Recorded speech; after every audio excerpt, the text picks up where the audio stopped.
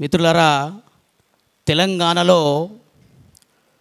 తెలంగాణ సాయుధ రైతాంగ పోరాటం నుంచి మొదలుకొని భారతదేశ స్వాతంత్ర ఉద్యమంలో కూడా పోరాడి తెలంగాణ తొలి దశ మలిదశ ఉద్యమాల్లో కూడా పోరాడిన నాయకుడు ఎవరైనా ఉన్నారు అంటే అది ఏకైక నాయకుడు ఆచార్య కొండా లక్ష్మణ్ బాపూజీ గారు అని చెప్పేసి ఈ వేదిక ద్వారా మీకు తెలియజేస్తున్నాను. మరి ఆయన ఒక వర్గానికో ఒక కులానికో కాకుండా బహుజనుల మందరికి కూడా మార్గదర్శకంగా ఉండి అన్ని ఉద్యమాలకి పెద్దన్నగా ఉండి ఓ కొండలాగా ఉన్న మా కొండా లక్ష్మణ్ బాపూజీ గారి ఉద్యమ స్ఫూర్తితో ఈ తరం అంతా బహుజనులంతా కూడా నేర్చుకోవాల్సింది ఎంతో ఉంది. ఆయన తెలంగాణ భౌగోళిక తెలంగాణ కాదు, సామాజిక తెలంగాణను సాధిస్తేనే ఈ రాష్ట్రంలో ఉన్న బడుగుల జీవితాలు బాగుపడతాయని చెప్పేసి తెలంగాణ ఉద్యమంకై ఎంతో పోరాటం కోసం ఎంతో తపించిన గొప్ప మహనీయుడు. అలాగే స్వాతంత్ర ఉద్యమంలో తెలంగాణ సాయుధ పోరాటంలో కూడా అన్ని పోరాటాలకు ముందుండి నడిపించిన నాయకుడు. మరి అలాంటి నాయకుడికి అన్ని విధాలుగా మనం అందరం తెలంగాణ జాతిపితగా గౌరవించుకుందాం. మరి ఈ మధ్యకాలంలో పలు కార్యక్రమాలలో ప్రభుత్వ పెద్దలు ముఖ్యమంత్రి గారు కూడా తెలంగాణ జాతిపితగా అభివర్ణించడం జరిగింది. దానికి మేము ఈ వేదిక ద్వారా ప్రభుత్వానికి కృతజ్ఞతలు తెలియజేస్తున్నాం. మరి అలాంటి జాతిపిత పేరుని అసెంబ్లీలో ప్రత్యేక సమావేశాలలో తీర్మానం చేసి కొండా లక్ష్మణ్ బాపూజీ గారిని తెలంగాణ జాతిపితగా అభివర్ణిస్తూ ఆయనని ఆ తీర్మానాన్ని ఆమోదించాలని చెప్పేసి ఈ వేదిక ద్వారా ప్రభుత్వాన్ని విజ్ఞప్తి చేస్తున్నాం. అలాగే పోరాటాల పటిమ అంటే ఆయన జీవితమంతా పోరాటమే.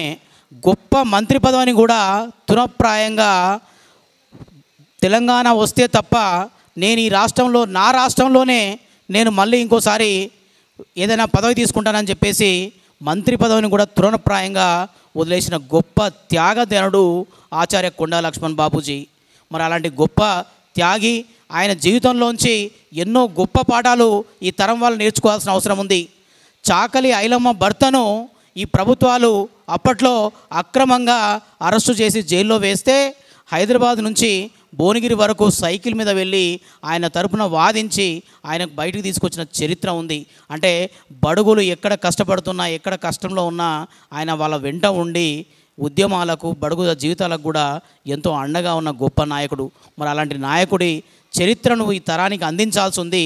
ఆయన జీవితాన్ని నుంచి మనం నేర్చుకోవాల్సింది కూడా ఎంతో ఉంది. కాబట్టి అలాంటి గొప్ప నాయకుడి జీవితాన్ని పాఠ్యాంశాలుగా ప్రభుత్వ పాఠశాలల్లో ప్రభుత్వ పాఠాల్లో చేర్చాలని చెప్పి కూడా మేము ఈ వేదిక ద్వారా తెలియజేస్తున్నాం. అలాగే భారతదేశం గర్వించదగ్గ భారత రత్నని అంతకు మించిన గొప్ప నాయకుడు లేడు. దేశంలో ఉన్న ఉద్యమాల్లో పాల్గొన్నారు, రాష్ట్రంలో ఉన్న ఉద్యమాల్లో పాల్గొన్నారు. ఆయన పాల్గొన్న దేశం స్వాతంత్రం వచ్చింది, ఆయన కోరుకున్న తెలంగాణ సిద్ధించింది. కాబట్టి అలాంటి నాయకుడికి మనం భారత రత్ననిచ్చి గౌరవించుకోవాల్సిన అవసరం కూడా ఉందని చెప్పేసి ఈ వేదిక ద్వారా తెలియజేస్తున్నాం.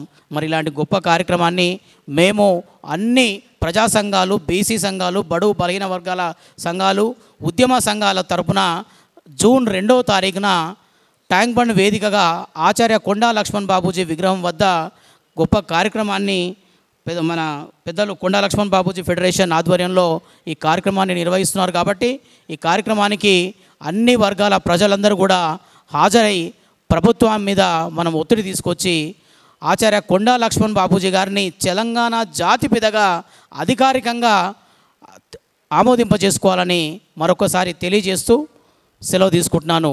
జై బీసీ, జై జై బీసీ.